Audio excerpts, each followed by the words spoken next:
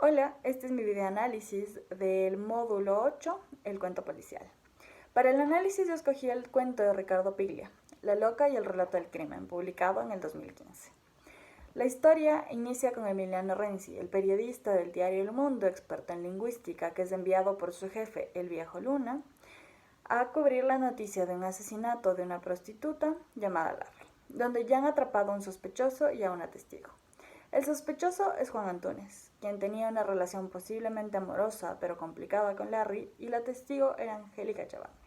El primero asegura que fue alguien más quien la mató y acusa al gordo Almada. La testigo, que tiene una condición mental comprometida y la conocen como loca, repite frases sin sentido y es así que inicialmente todos creen que Antunes es el culpable. Sin embargo, Renzi toma el papel de investigador y se encarga de descifrar el mensaje detrás de las frases sin sentido de la loca para descubrir al verdadero culpable, el gordo Almada.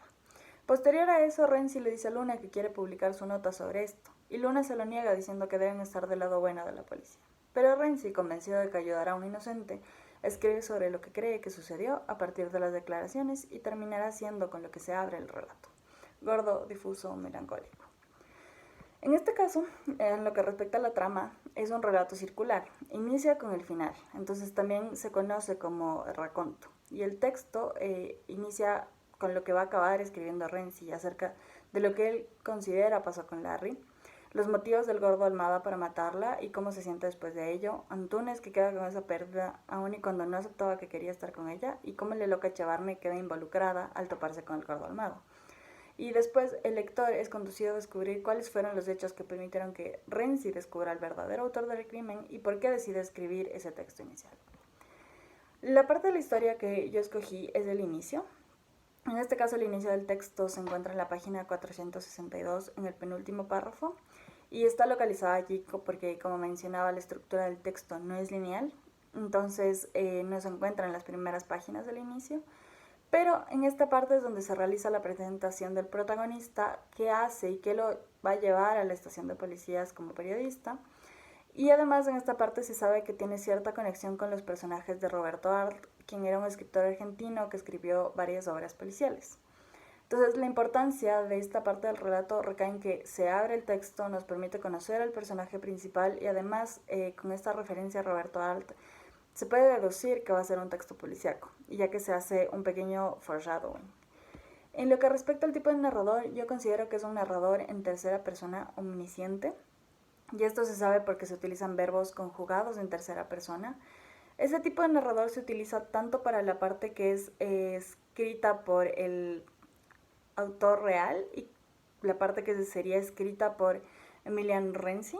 Entonces, por ejemplo, en la parte que sería sí escrita por Ricardo Piglia, hay una parte que dice: a Emiliano Renzi le interesaba la lingüística, pero se ganaba la vida haciendo bibliográficas en el diario El Mundo. Haber pasado 5 años en la facultad especializándose en la fonología de Trubetskoy y terminar escribiendo reseñas de media página sobre el desolado panorama literario nacional era sin duda la causa de su melancolía. En cambio, en la parte que sería escrita por Emiliano Renzi, dice: Almada se sentía perdido, lleno de miedo y de desprecio. Con el desaliento regresaba el recuerdo de Larry, el cuerpo distante de la mujer, blando sobre la banqueta de cuero, las rodillas abiertas, del pelo rojo contra las lámparas celestes del New Deal. En estas dos partes, no solo se utilizan estos verbos en tercera persona, sino que también se sabe los sentimientos de los personajes, entonces por eso se sabe que es omnisciente.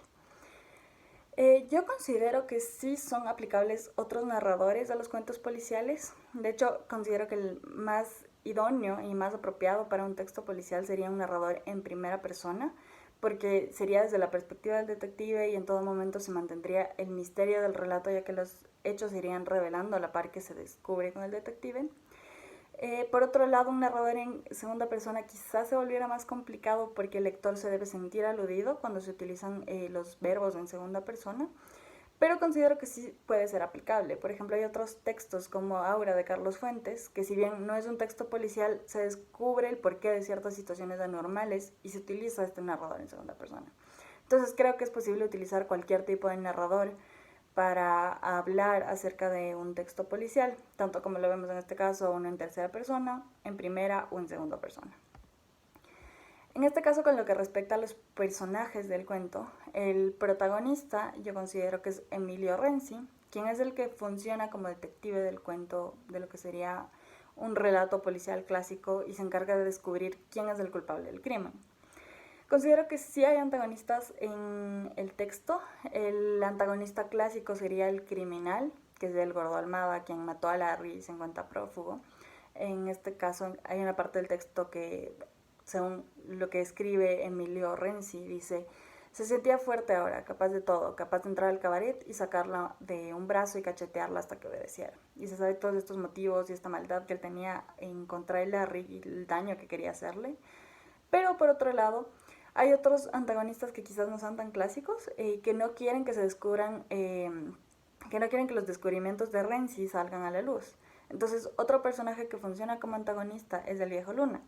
Pero el Viejo Luna funciona más como un simbolismo, como una representación acerca de lo corrupto del sistema policial y también lo corrupto de la prensa.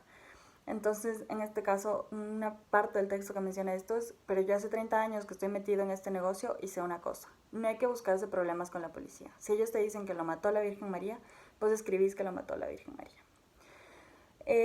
La clasificación típica de los personajes de un cuento policíaco sería protagonista con el detective, antagonista el criminal, personajes secundarios que incluyen a la víctima, a un sospechoso, a un inocente, a testigos, incluso a un pequeño acompañante.